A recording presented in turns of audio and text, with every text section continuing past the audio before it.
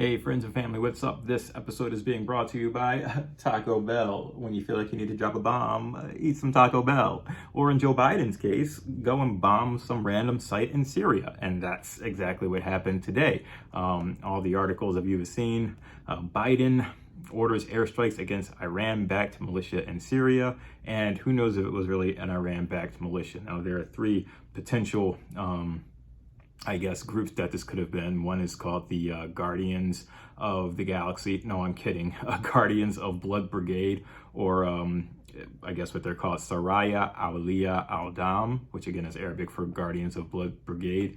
And there are also some other names or potentials. But at the end of the day, according to the Pentagon and some other high-level people in the government, they really don't know if it was Iran-backed, but they are suggesting that it is and saying that it is strongly linked. Now, the sites that were attacked, they target structures in an eastern Syrian town of al-Bukamal that belong to Kataib Hezbollah and other Iranian-backed militias that have launched rocket attacks in the past against American facilities in Iraq.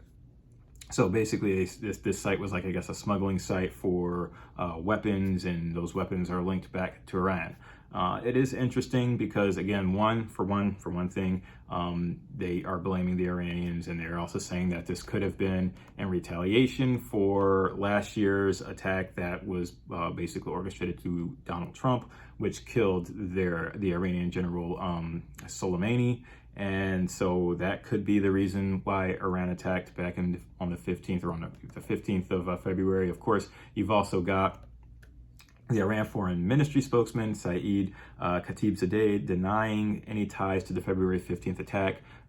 Whether he's lying or not, who knows? We just don't know. And the Biden administration and the Pentagon are still fact-checking and trying to get all the facts straight about who did it. But nevertheless, I guess they had enough information to say, yeah, let's go ahead and bomb this site, because I guess it is too much of a risk to keep this little smuggling facility or facilities, operating as they are. So it'll be interesting to see what happens as this progresses. Again, I think that Biden somehow had to show some level of force, as well as, showing that the U.S. will not back down from any of these aggressive acts and would not leave, things unsaid. There are plenty of quotes in here from Jen Psaki. One is that we will respond in a way that's calculated on our timetable and using a mix of tools seen and unseen.